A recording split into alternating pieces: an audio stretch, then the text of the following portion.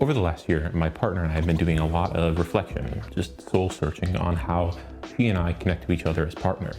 Not really as romantic partners, more as how do two people with different priorities live in the same house together. That's kind of surprising. We've been together a long time. We got married when we were just babies in college. And what that means though is that we kind of never established who us as individuals are living on our own. We've only ever lived with each other. And as a consequence, we imported a lot of assumptions about what a domestic space looks like and feels like straight from our conservative families.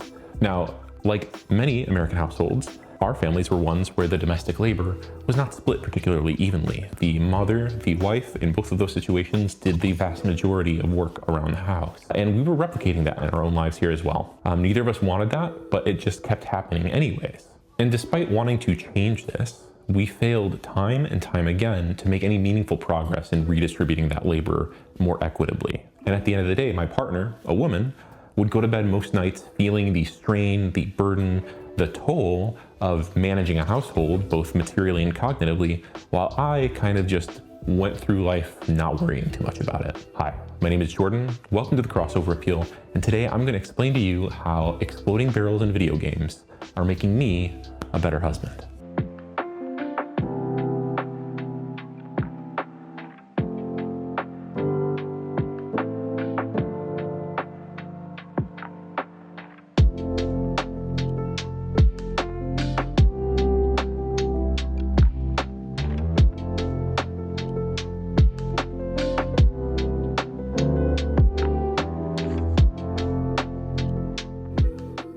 For years, I kept trying to figure out what is it about this conversation that I'm failing so badly to navigate.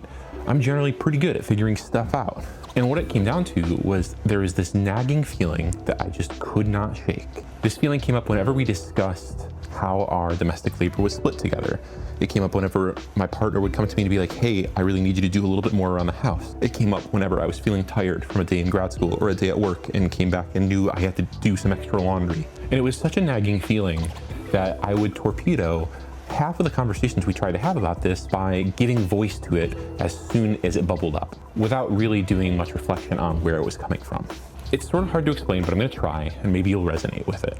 So here it is. I shouldn't be punished for the crime of having a different preference for when and how things should be cleaned in the house than my partner. That's it. That's the feeling. And of course I felt that way. To me, issues of domestic labor and housework never felt urgent, whereas for my partner, they were incredibly urgent all of the time. Unlike my partner, I wasn't socialized to connect the way my house and my space, my domestic space looked to my self-concept, to anything that was important to me. I grew up a very working class boy. My yard growing up was strewn with toys and car parts and bald spots, and my bedroom reflected that same chaos. All my friends, it was the same. They had messy lawns, broken cars, and terrible bedrooms. We had one set of family friends who were that kind of like rural upper middle class, which if you don't know, that means they're the ones that have the four-wheelers and the snowmobiles. I remember going to their house and my dad rolling his eyes when their mom would demand, which in this case really just means ask, everyone in our family to take our shoes off before we walk into the house. That wasn't a rule she just had for our family, of course. That was just a rule she had for her house. She wanted people to take off their shoes. Not crazy, very normal. But every time she would ask, or every time it got talked about, my dad would roll his eyes. I don't think I've ever been that openly dismissive of people's preferences on how they keep their house, but I can see now that the feeling I kept having that I couldn't get rid of was adjacent to the derision that my dad was showing in those instances. And that absolutely blows, because meanwhile, I'm not doing my fair share. Bear in mind, both my partner and I have equal share and have always had equal share in the financial side of our life together. We were grad students at the same time. We both are working professionals that make roughly the same kind of money. And so the idea that our domestic labor split was so uneven was frankly embarrassing to me, because I knew it could be better. And the reason it wasn't better was my fault, even if I couldn't figure out why.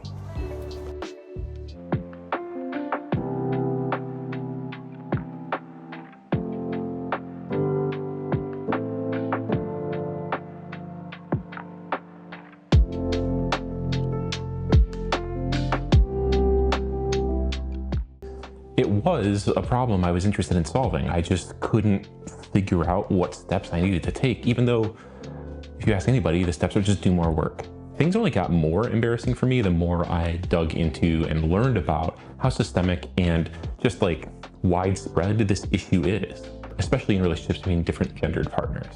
Kate Mangino gathers a ton of this information in her wonderful book, Equal Partners, Improving Gender Equality in the Home, from which I learned fun facts like in your average dual income North American household, women do twice the housework of their husbands, as well as the fact that that ratio hasn't improved at all, really, in the last 30 years. And then maybe most damning of all, single mothers actually do less housework than women who are married to or partnered with men on a weekly basis. So to boil it down, gender differences in domestic labor are systemically skewed against women. My partner, who I love and generally have a good relationship with, is telling me that she's feeling that skew, that systemic pressure on a day-to-day basis in our own households. And then somehow I'm still coming away feeling like the victim, because I felt like this disparity in our case was just a matter of like, hey, you have one preference of how the house should look and when things should get clean, and I have a different one. Just because you prefer things to be cleaner than I do doesn't mean that I should have to do more and more work. After all, I am very tired. It means you, my partner, who I'm telling I love, just need to learn how to relax and not worry about it so much. Like I said, embarrassing. Why was I like this? Why couldn't I shake this feeling?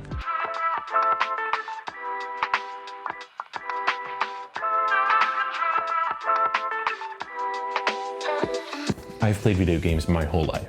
And at 36, that means I started all the way back on the Atari 2600 with all of its choppy, blocky platformers, and then went straight on through 6 consecutive console generations after that.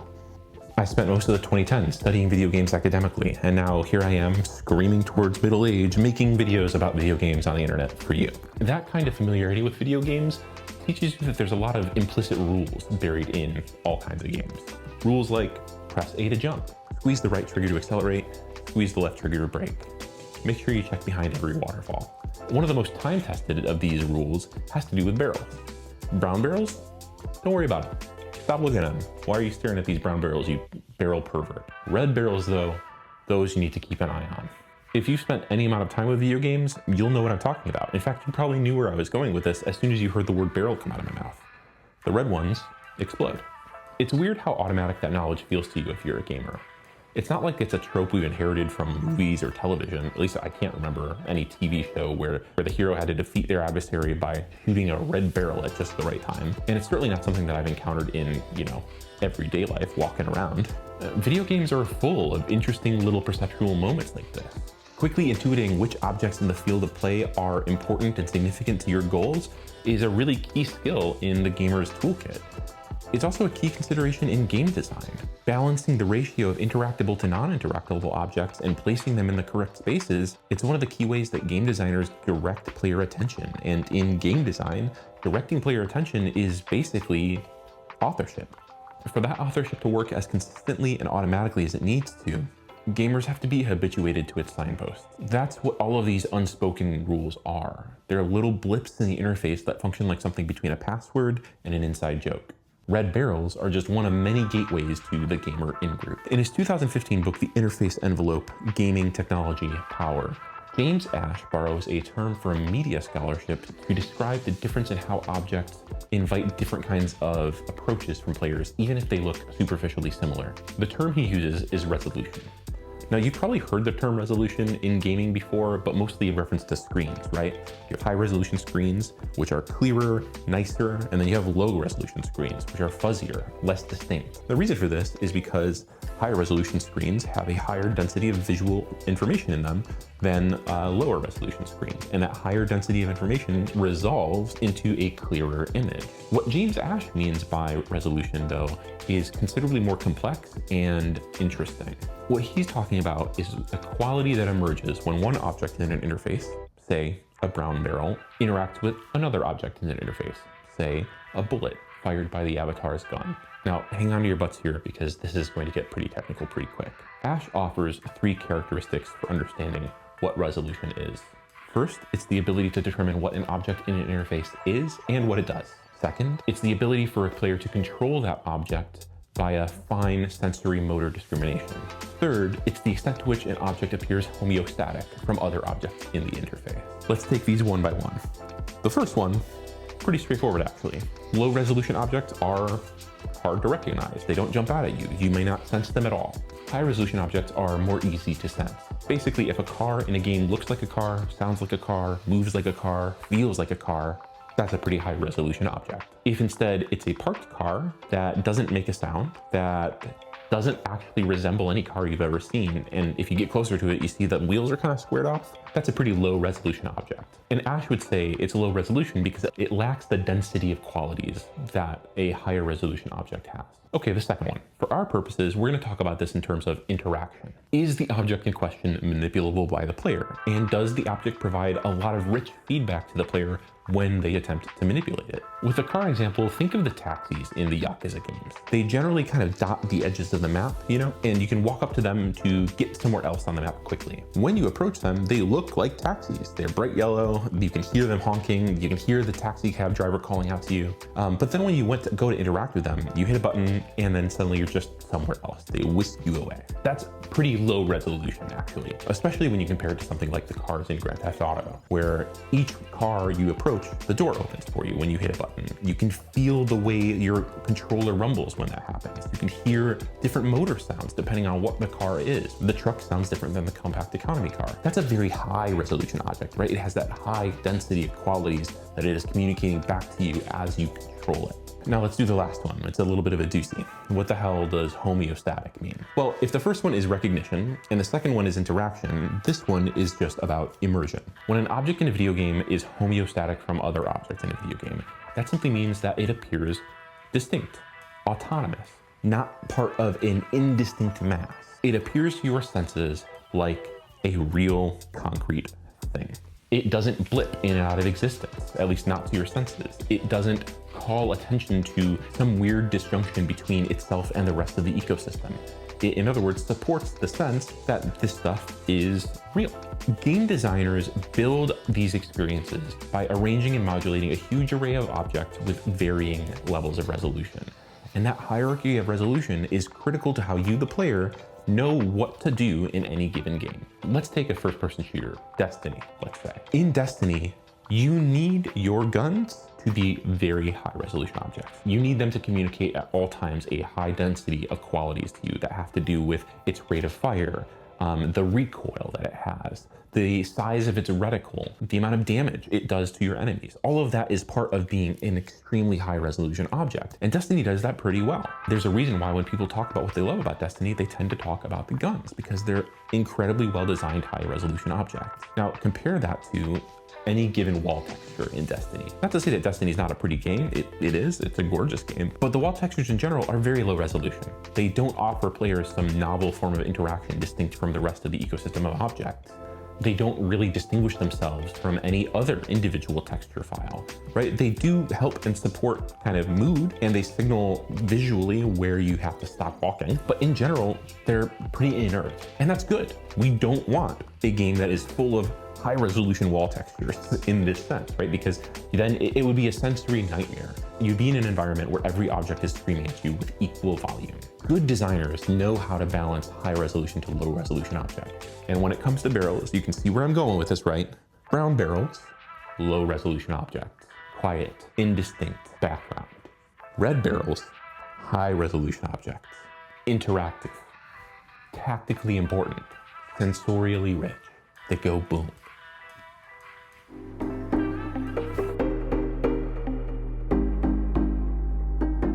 One more thing about Ash's argument.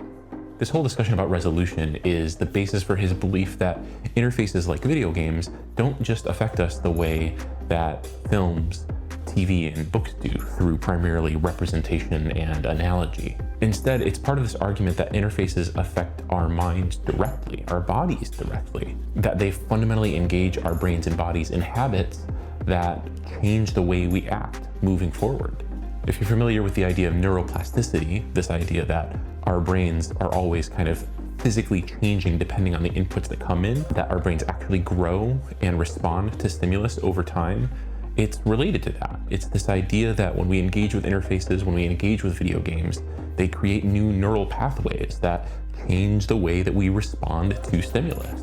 Now, don't get it twisted. This is not a rehash of the old video games cause violence debate, right? This isn't an A plus B equals C kind of thing. It's just a way that I think Ash is trying to get at and communicate to us the specific characteristics that video games have that set it apart from other forms of art or media. So why is this important? It's important because the things that we absorb from video games aren't just ideas or beautiful vistas or sound.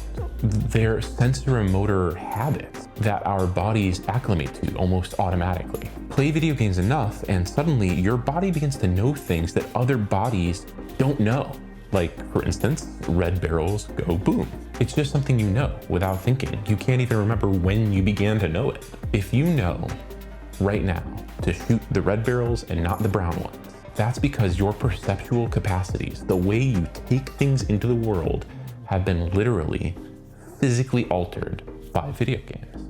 More specifically, by a long chain of extremely well-designed, high-resolution objects.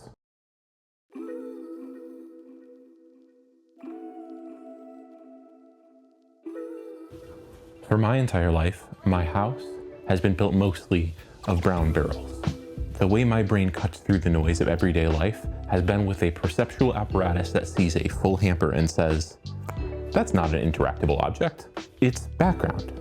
Eventually, of course, my low resolution hamper will modulate into a high resolution hamper that I have to chuck in the wash.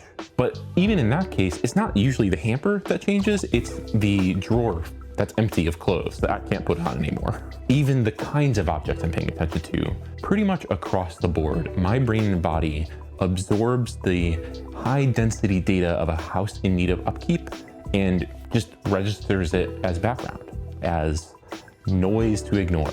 And so my attention responds by paying attention to other more high resolution objects in my purview. Things like maybe the conversation about feelings I'm interested in having with my partner, or my Steam backlog, or just work. Meanwhile, my partner was living in the sensory equivalent of that room behind the last goblin boss in Baldur's Gate 3 that's just chock full of explosive barrels. Every single household task was screaming out as a high-resolution object to her, demanding her attention, her action, her agency, her decision-making. The sink full of dishes was about to blow. The fridge full of expired stuff was a roadside bomb. And meanwhile, her partner is walking through all of that same territory that she's just getting these huge flashing red signals from as if nothing's wrong at all, as if there's no danger, there's no red alerts. I'm not here to interrogate the question of whether her read on the domestic space was more or less accurate than my read. You might hear my story and be like, yeah, that's how I see my house. I don't see how I could see it any other way. Or you might hear my story and be like, good Lord, man, have some self-respect. Either way, that's not the point. The point is that because of years and years and years of interfacing with the domestic rules of how to keep a house, and because of our different gendered expectations for what that house should look like, my partner and I were having literally different perceptual embodied experiences in this space. Her body felt different than mine, and my body felt different than hers. And I was experiencing that most clearly when we were having these conversations, and that nagging feeling that I just had to give voice to wouldn't go away.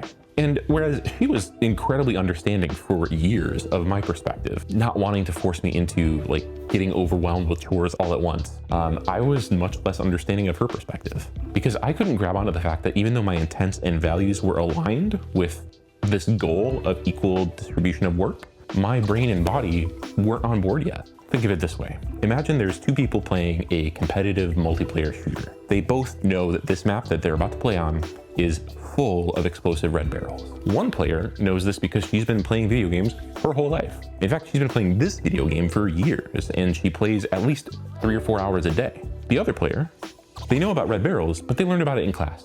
They maybe, wrote a couple papers, they had some good conversations, but they've never actually played an FPS, let alone this specific map with those specific rules. Which player do you imagine will engage with the tactical fullness of that match better than the other one?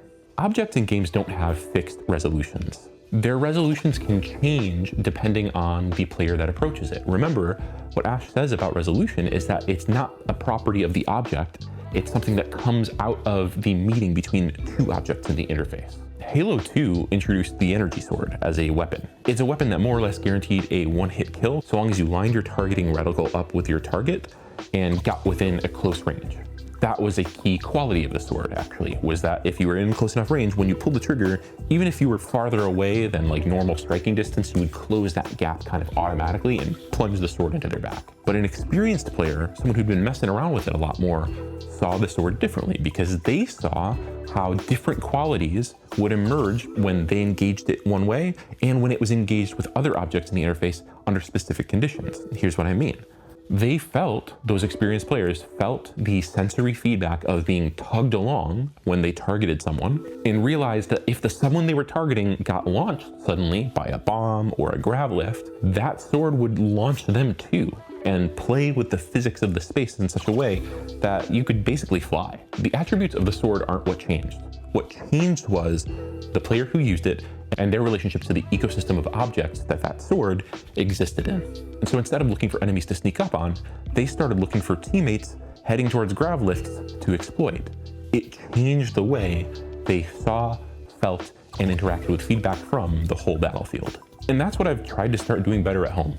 Finding ways to retune my body and brain so that it is more sensitized to the red barrels in my house that my perceptual framework is telling me are brown barrels. I've tried lots of things. Some attempts, I'll admit, have not worked very well. Like putting together a list of to-dos for me, awful. Does not work because it just displaces all of that red alert energy from the different red barrels that my partner feels onto a single object that like my brain sees and just freaks out about. On the other hand, I've tried some things that have worked a lot better. For instance, taking full responsibility of like a comprehensive area of care has helped out a lot for me. So if I know that I'm in charge of not just cooking, but like the full scope of meal prep, picking recipes, going shopping, making the food, and then doing dishes at the end, if I know that's what I'm in charge of and I'm in charge of that for a agreed upon given amount of time, like a couple weeks, I can do that. That feels manageable. My attention is spread out and I can count on it. What that is doing for me is it is gradually acclimating my senses to the full scope of what it feels like when something is being maintained and kept up. And over time, as I've been doing that, the number of red barrels has actually gone down for my partner. Her perceptual apparatus has started to acclimate to different parts of the household as lower resolution objects. It's reduced the visual sensory noise for her. Her world has gotten considerably less beep beep red alert noisy, while mine has gotten richer, more tactically interesting, you might say. And it's all because in my bones, I know that red barrels go boom. Thanks for watching. I'll see you next time.